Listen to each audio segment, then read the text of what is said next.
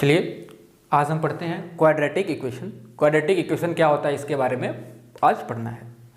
तो quadratic equation जानने से पहले आपको ये जानना होगा इक्वेशन क्या होता है।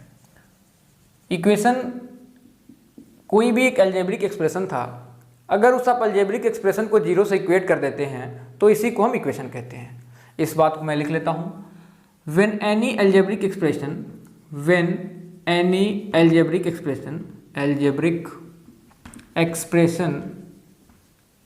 is equated to zero,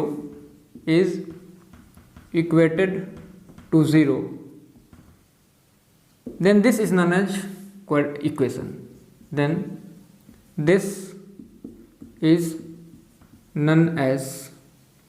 equation.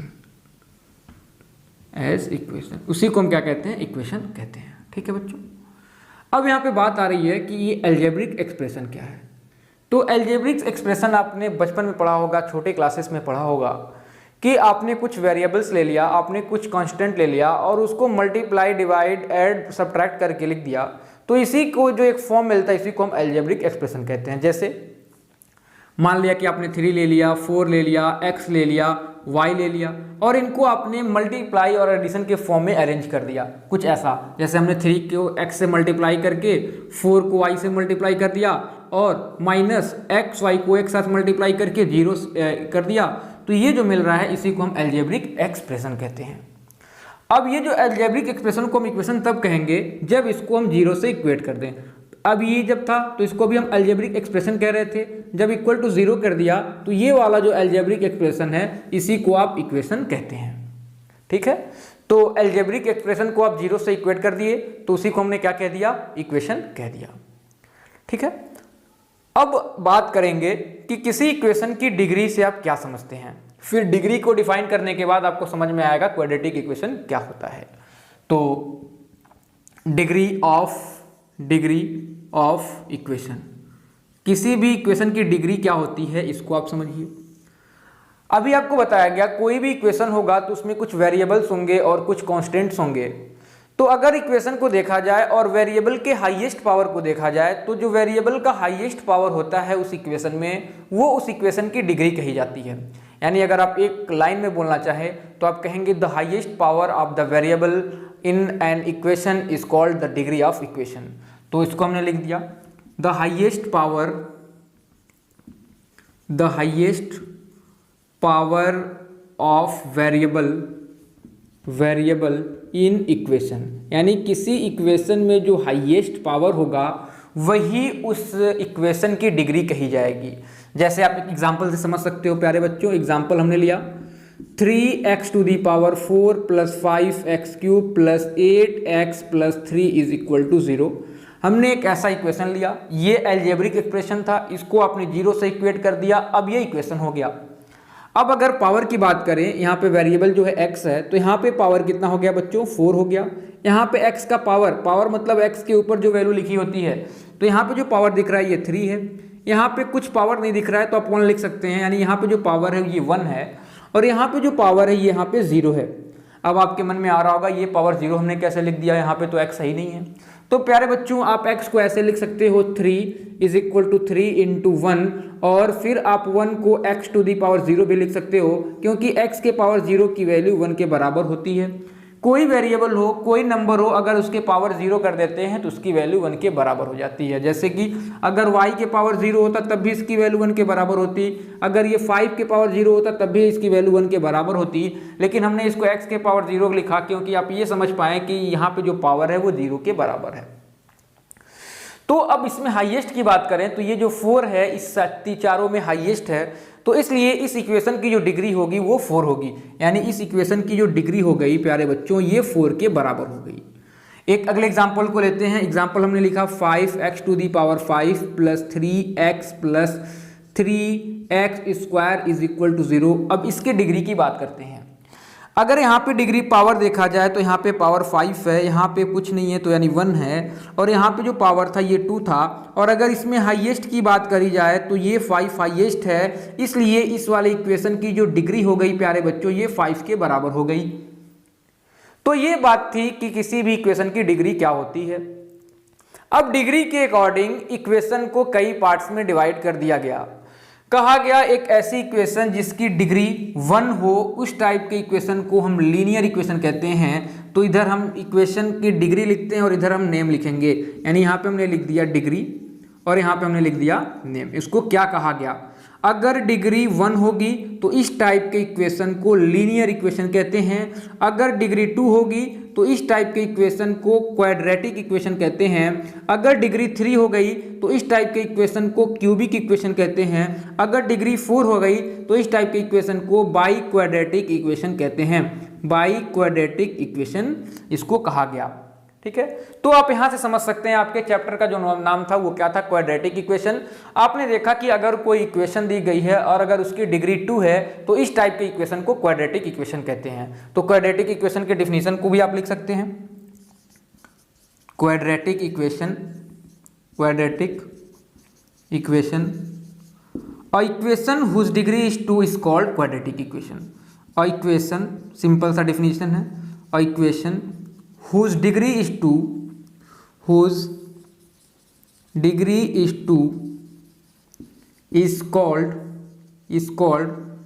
quadratic equation।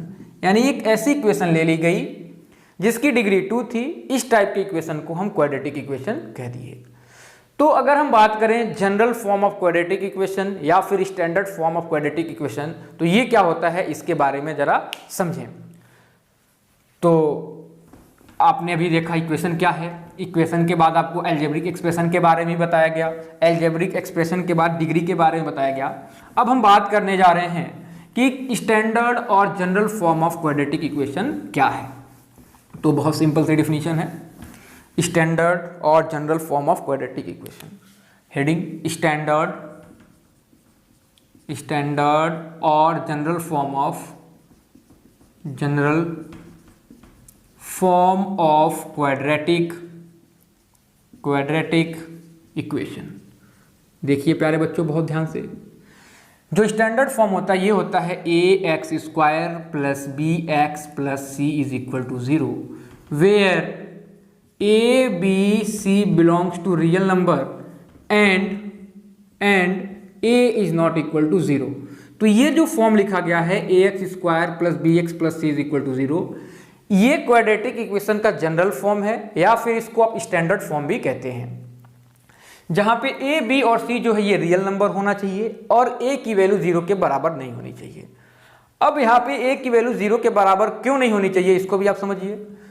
मान लीजिए a की वैल्यू 0 हो गई, तो अगर a की वैल्यू 0 हो जाएगी तो क्या लिखेंगे आप, 0x square plus bx plus c is equal to 0। और जब 0 का मल्टीप्लाई x स्क्वायर से होगा तो ये 0 हो गया और आप इसको लिखेंगे bx plus c is equal to 0, और 0 का कोई मतलब नहीं था तो आप इसको लिख सकते हैं bx plus c is equal to 0। और अगर अब इस वाले इक्वेशन की डिग्री की बात करें तो x की जो हाईएस्ट पावर है ये 1 है, जो कि यहाँ पे मिल रहा है। अब इस इक्वेशन की जो डिग्री आ गई बच्चों ये 1 के बराबर आ गई, और ऐसी इक्वेशन जिसकी डिग्री 1 होती है इसको आप क्या कहते हैं, लीनियर इक्वेशन। लेकिन ये आपको लीनियर इक्वेशन नहीं पढ़ना था, आपको क्वाड्रेटिक इक्वेशन कहना था।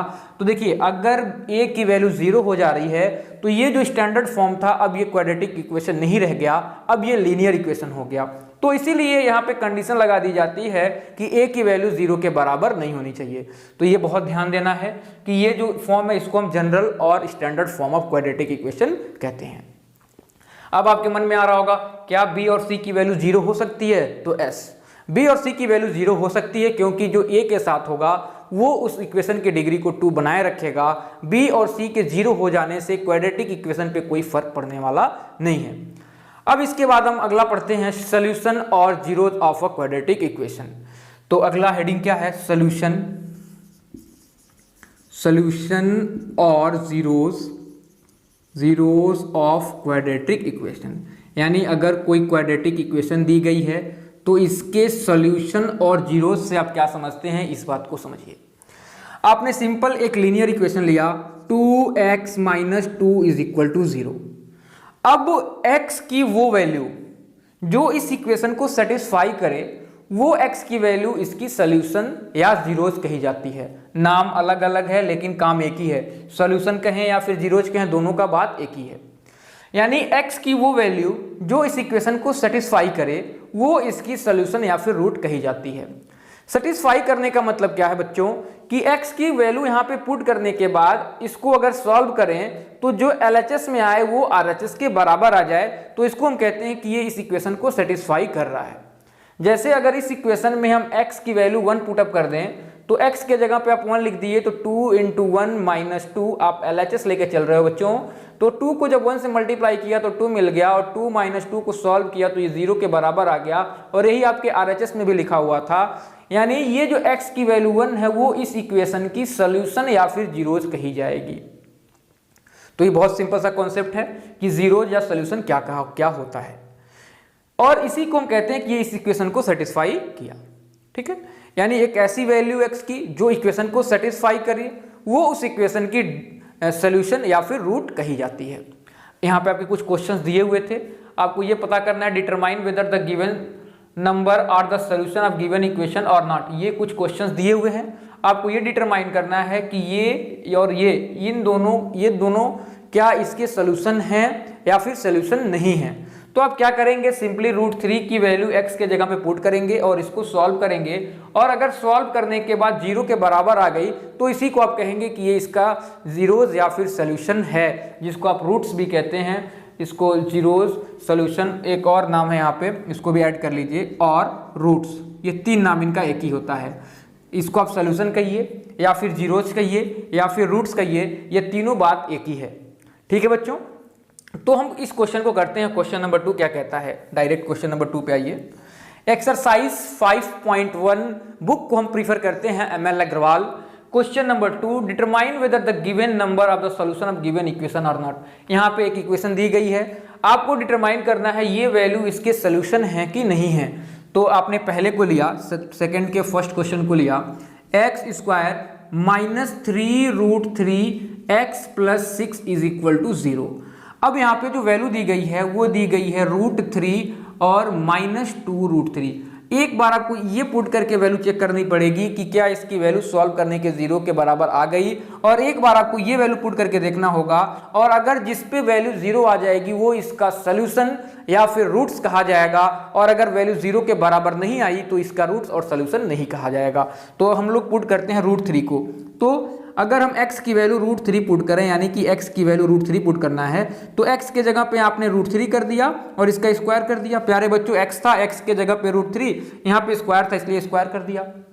यहाँ माइनस था तो माइनस किया, और 3√3 x के जगह पे अगेन आपको √3 पुट करना है, तो आपने यहाँ फिर से √3 पुट कर दिया, और +6 आप LHS को लेके सॉल्व कर रहे हो प्यारे बच्चों। अब √3 का अगर स्क्वायर की बात करें तो √3 का स्क्वायर 3 के बराबर होगा, यानी ये जो वैल्यू आ गई ये 3 हो गई, और ये √3 और ये √3 जब मल्टीप्लाई होगा तो ये भी आपका 3 के बराबर होगा, और यानी कि आपने लिख दिया 3 × 3, और ये वाली वैल्यू जो थी वो 6 थी। अब ये 3 और ये 3 मिलके 9 हो गई, और माइनस कर लिया, और 3 का मल्टीप्लाई जब 3 से किया तो ये भी 9 हो गया, और ये 9 से 9 कैंसिल होके 0 के बराबर हो गया। और अगर इस इक्वेशन में देखा जाए तो इधर भी आपका RHS भी 0 के बराबर है, यानी ये जो x की वैल्यू √3 आपने लिया वो इस इक्वेशन की रूट कही जाएगी। यानी आप लिखेंगे x = √3 is root solution of the given equation, solution of given equation, यानी कि जो भी इक्वेशन दिया गया है इसका ये सोल्यूशन होगा। अब दूसरे वाले वैल्यू को भी हम पुट करके देख लेते हैं, क्या ये भी इसका सोल्यूशन है कि सोल्यूशन नहीं है।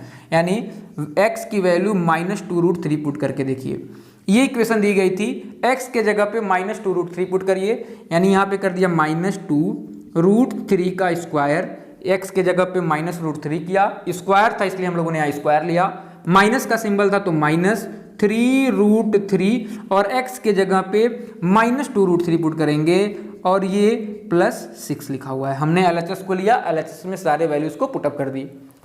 अब अगर ध्यान से देखें तो -√3 का होल स्क्वायर, तो ये वाला स्क्वायर रूट माइनस पे भी आएगा और इस पे भी आएगा। तो जब -2 का स्क्वायर करेंगे तो -2 × -2 मिलके प्लस का 4 हो जाएगा, यानी ये वैल्यू तो प्लस की 4 हो गई। और जब √3 का स्क्वायर करेंगे, यहाँ पे देखें जरा, जब √3 का स्क्वायर करेंगे तो ये स्क्वायर से रूट गायब हो जाएगा, यानी इसकी वैल्यू 3 के बराबर आ गई। इसको भी अगर सॉल्व करें तो ये माइनस और ये माइनस मिलके प्लस हो जाएगा, नंबर यानी जो रूट के बाहर नंबर होते हैं उसको बाहर से मल्टीप्लाई करते हैं, यानी जब 3 को 2 से मल्टीप्लाई कर दिया तो 6 मिल गया, और √3 का मल्टीप्लाई √3 से, यानी जो रूट के अंदर वैल्यू होते हैं उसको रूट से मल्टीप्लाई करते हैं, तो √3 इंटू √3 करेंगे तो कुछ ऐसा मिलेगा, √3 इंटू √3, यानी ये हो गया √3 का स्क्वायर, और स्क्वायर से ये रूट कैंसिल हो जाता है, यानी इसकी वैल्यू 3 मिल गई और ये +6 मिल गया। ठीक है, अब इसको अगर सॉल्व करें तो 4 3 12 हो गया, 6 3 18 हो गया, और ये +6 हो गया। इसको आप ऐड करें तो 2 8 10 6 16 हो गई, और 1 2 और ये मिलके 3 हो गया, इसकी वैल्यू 36 आ गई, जो कि 0 के बराबर नहीं है, तो ये वाली जो वैल्यू होगी वो इस इक्वेशन की रूट नहीं कही जाएगी। तो सिंपल सी बात करी गई कि आप उस इक्वेशन में वैल्यू को पुटअप करेंगे, अगर LHS को RHS के बराबर कर दिया तो वो उसके रूट कही जाएगी या फिर सोल्यूशन कहा जाएगा, अगर बराबर नहीं किया तो उसका सोल्यूशन या फिर रूट नहीं कहा जाएगा। अगले क्वेश्चन को सॉल्व करते हैं, क्वेश्चन 2 के सेकंड क्वेश्चन को। ये जो general form of quadratic equation लिखा गया इसका भी बहुत इंपॉर्टेंट रोल है, आगे के एक्सरसाइज में आपको पता चलेगा। आगे के एक्सरसाइज में बहुत कुछ दिया हुआ है, अभी तो यहाँ पे बस हम चेक कर रहे हैं कि ये क्वाड्रेटिक इक्वेशन का रूट है कि नहीं है। आगे के एक्सरसाइज में आपको रूट फाइंड करने के भी तरीके बताए जाएंगे, आपको 2 मेथड्स बताए जाएंगे जिसकी सहायता से आप किसी भी क्वाड्रेटिक इक्वेशन के रूट को फाइंड कर सकते हैं। तो हम लोग 2 के सेकेंड क्वेश्चन को देख लेते हैं। ये क्वेश्चन कहा गया x² -√2x - 4 = 0। आपको जो वैल्यू चेक करनी है ये -√2 है, और दूसरी वैल्यू जो दी गई है वो 2√2 दी गई है। तो पहला पुट करते हैं when x = -2, जब x की वैल्यू -2 ले ली जाए, -√2 सॉरी बच्चों, अब x की जगह पे -√2 ले लीजिए, तो ये -√2 का होल स्क्वायर हो गया, क्योंकि यहाँ पे स्क्वायर था, माइनस था और √2 था तो आपने √2 लिखा, ब्रैकेट में लिखेंगे माइनस का √2 और ये -4 लिख दिया। आप LHS को लेके सॉल्व कर रहे हो बच्चों, -2 का स्क्वायर करोगे तो माइनस का जब स्क्वायर करते हैं तो प्लस हो जाता है, और ये रूट से ये स्क्वायर कैंसिल हो जाएगा, यानी इसकी वैल्यू जो मिलेगी ये 2 मिलेगी, ये माइनस और ये माइनस मिलके प्लस हो गया, और जब √2 का मल्टीप्लाई √2 से करेंगे, √2 इंटू √2 तो ये हो जाएगा √2 का स्क्वायर, और स्क्वायर से रूट कैंसिल हो जाएगा, यानी इसकी वैल्यू भी 2 मिल गई और ये -4 लिखा हुआ है। अब जब आप 2 को ऐड करोगे तो इसकी वैल्यू 4 मिल गई, और 4 में से 4 को सब्ट्रैक्ट कर दिया, इसकी वैल्यू 0 मिल गई, जो कि RHS के बराबर है। इसका मतलब जो x की वैल्यू -2 है वो इस इक्वेशन की रूट है। तो लिखेंगे s, it is the root of the given equation, s x = -√2 is solution of given quadratic equation, यही आपको चेक करना था, तो आपने लिख दिया कि ये इस इक्वेशन का रूट कहा जाएगा। दूसरे वैल्यू को भी चेक कर लेते हैं यहीं पे, जब x की वैल्यू 2√2 हो जाए तो क्या इसका ये सोल्यूशन होगा कि नहीं होगा। तो जो इक्वेशन दी गई है, x के जगह पे आपने 2√2 का होल स्क्वायर कर दिया, -√2 किया, x के जगह पे 2√2 कर दिया, और यहाँ पे आपने -4 किया। अब ये वाला स्क्वायर जो है ये इस 2 पे भी आता है और यहाँ स्क्वायर पे भी आता है, यानी आप इसको ऐसे लिखते हो 2 और ये √2 का स्क्वायर माइनस, जब ये 2 का मल्टीप्लाई इससे होगा तो यहाँ पे कुछ नहीं है तो 1 हो गया। तो नंबर का मल्टीप्लाई नंबर से होता है, रूट के अंदर वाले का रूट के अंदर से मल्टीप्लाई होता है, तो 1 का मल्टीप्लाई जब 2 से करोगे तो 2 मिलेगा, और जब √2 का मल्टीप्लाई √2 से करोगे तो √2 का स्क्वायर और ये -4 हो गया। अब ये 2 का स्क्वायर जो होता है ये 4 हो गया, ये इससे कैंसिल हो गई, यानी कि √2, और ये इससे कैंसिल हो गया, यानी कि 4, और इधर भी -4 लिखा हुआ है, 2 2 ज़ा 4, अब 4 2 ज़ा 8 हो गया, और ये -4 मिलके 8 हो गया, और ये इससे कैंसिल होकर वैल्यू 0 आ गई, जो कि RHS के बराबर आ गया, यानी x की जो ये वाली वैल्यू भी दी गई है वो भी इस इक्वेशन का रूट है या फिर इस इक्वेशन का सोल्यूशन है। तो आप यहाँ पे भी लिख देंगे s x = 2√2 is solution of given quadratic equation, यानी ये क्वाड्रेटिक इक्वेशन जो दिया हुआ है इसका सोल्यूशन है। तो इस तरीके से आपने देखा कि कैसे हम किसी भी इक्वेशन के सोल्यूशन को फाइंड करते हैं। चलिए आगे के क्वेश्चन को सॉल्व करते हैं। क्वेश्चन नंबर 3 सेकंड क्वेश्चन में क्या कहा गया बच्चों, ध्यान से देखें। कहा गया if 2/3 is solution of the equation 7x² + kx - 3 = 0, find the value of k। तो आपको k की वैल्यू फाइंड करनी है कि k की क्या वैल्यू होगी। तो ध्यान से देखें, जो 2/3 दी गई है, 2/3 ये सोल्यूशन दी गई है 7x² + kx, k x minus 3 is equal to 0, यानी ये वाला इसका सोल्यूशन है। तो अगर ये सोल्यूशन है तो ये इस इक्वेशन को सेटिस्फाई भी करेगा, क्योंकि कोई भी इक्वेशन का अगर सोल्यूशन होता है तो उस इक्वेशन को वो सेटिस्फाई भी करता है। यानी आप इस वैल्यू को x के जगह पे यहाँ पे पुटअप कर दें तो इसकी वैल्यू ये 0 के बराबर कर देगा। तो आपने इस वैल्यू को यहाँ पे पुटअप किया, यहाँ लिख दिया 7, x के जगह पे 2/3 कर दिया, प्लस के x के जगह पे फिर से 2/3, यहाँ पे स्क्वायर होगा क्योंकि स्क्वायर है, -3 इज इक्वल टू 0। 0 इसलिए ले लिया गया क्योंकि ये कहा गया है ये इस इक्वेशन को सेटिस्फाई करेगा। सेटिस्फाई क्यों करेगा? क्योंकि क्वेश्चन में कहा गया ये इस वाले इक्वेशन का सोल्यूशन है। अब इसको सॉल्व करके यहाँ से k की वैल्यू हम फाइंड कर लेंगे। तो जरा देखें, 2 का स्क्वायर करेंगे तो ये आपका 4 हो गया, 3 का स्क्वायर किया तो 9 हो गया, प्लस 2 का मल्टीप्लाई k से हो गया तो 2k/3 -3 इज इक्वल टू 0 हो गया बच्चों। अब 7 का 4 से मल्टीप्लाई किया तो 7 4 28/9 plus 2k/3 -3 is equal to 0। अब इन दोनों वैल्यू को हम उस साइड में ट्रांसफर कर देंगे और यहाँ से k की वैल्यू फाइंड करने का प्रयास करेंगे। ये 3 जब इस साइड में जाएगा तो यहाँ से हम लिखते हैं 2k/3, ये वाला उधर जाएगा तो प्लस हो गया, और ये वैल्यू जब उधर जाएगी तो माइनस हो जाएगी, यानी हमने लिख दिया -28/9। यहाँ पे कुछ नहीं तो हमने 1 लिख दिया।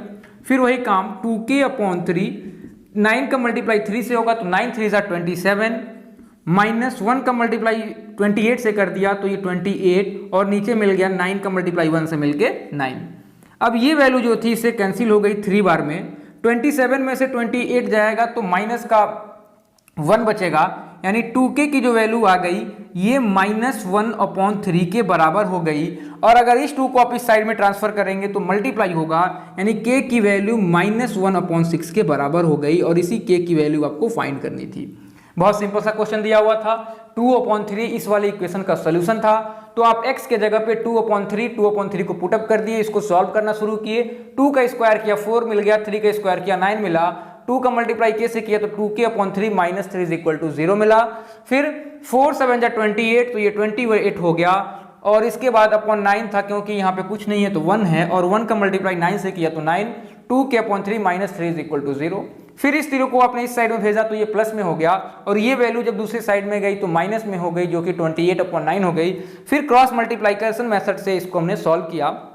9 का मल्टीप्लाई 3 से किया तो 27 मिला, सिंबल माइनस था तो माइनस कर दिया। 1 का मल्टीप्लाई 28 से किया तो 28, और नीचे 9 का मल्टीप्लाई 1 से किया तो 9 मिला। फिर इस वाले 3 से इस वाले 9 को कैंसिल किया तो 3 ने इसको 3 बार में कैंसिल कर दिया, यानी जो 2k की वैल्यू आ गई 27 में से 28 को माइनस करेंगे तो -1/3 मिल गई।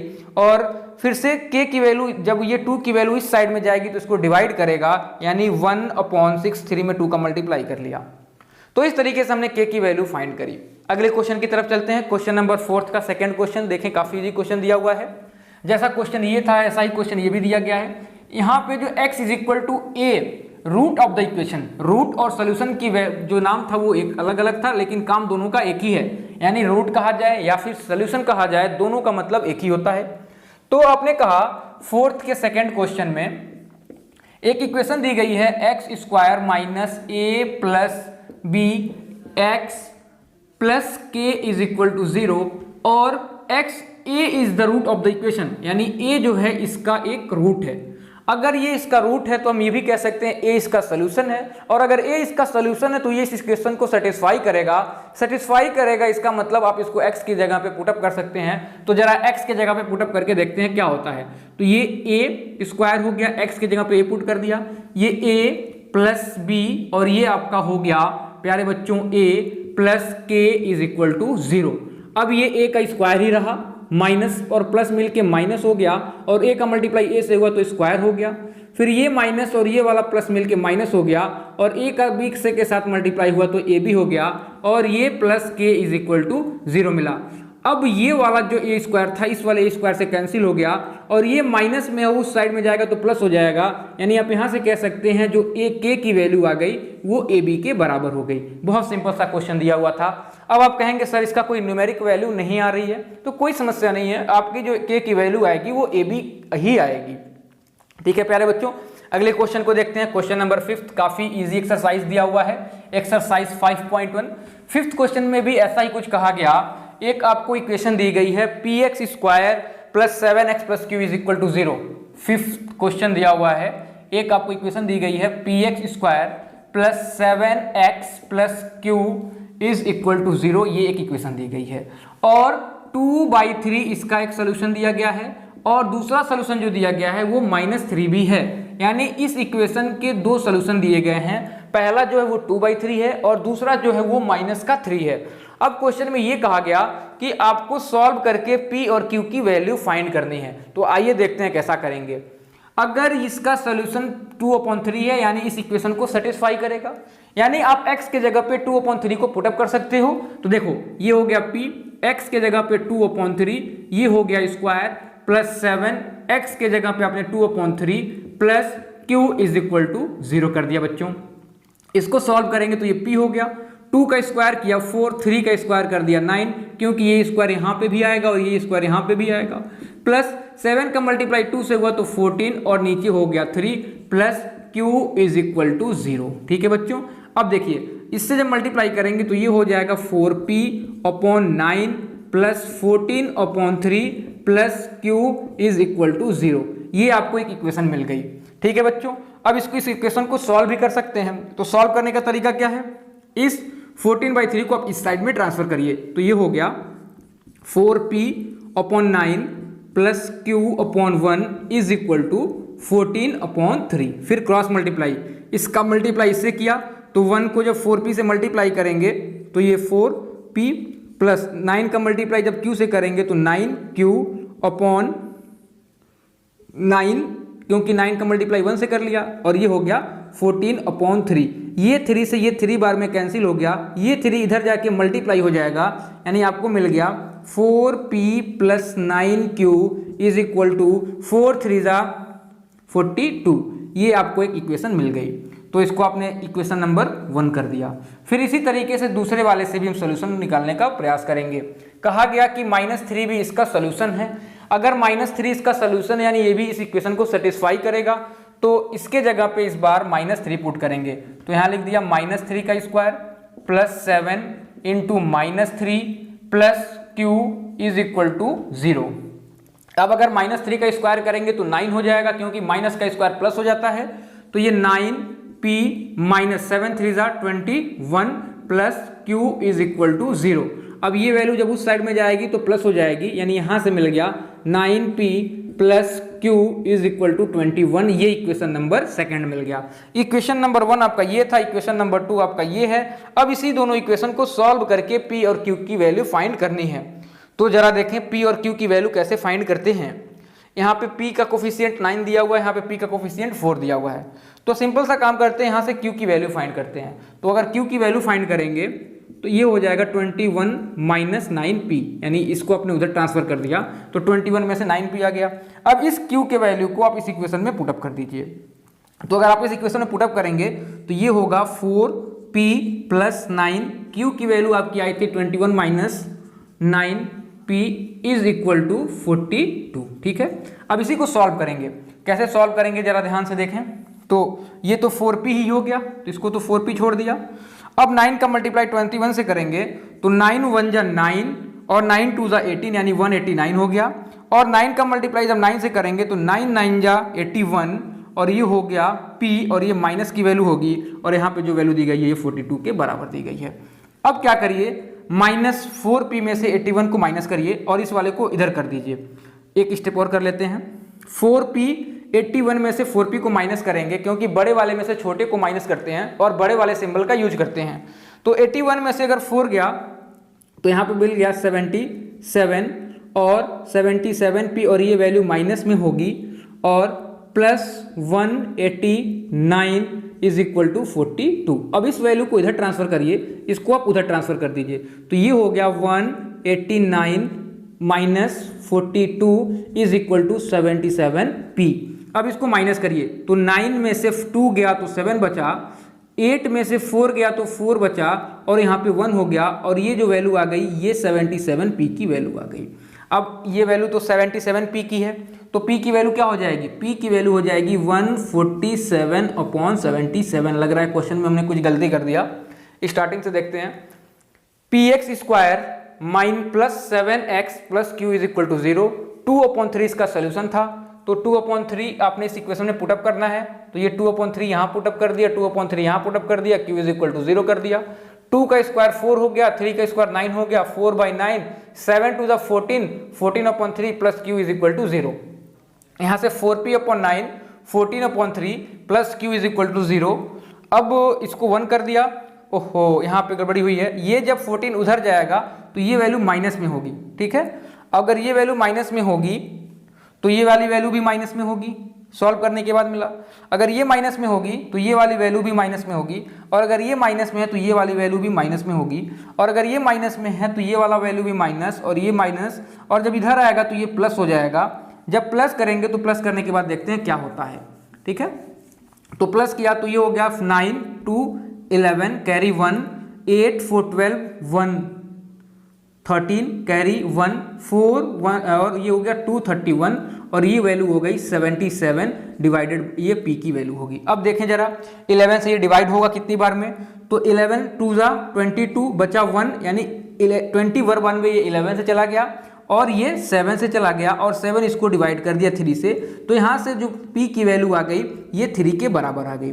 तो अभी हमने p की वैल्यू फाइंड करी, अभी आपको q के वैल्यू को भी फाइंड करना था। तो q की वैल्यू कैसे फाइंड करेंगे, यहाँ पे देखिए, यहाँ पे मैं इसको सॉल्व कर देता हूँ, ठीक है।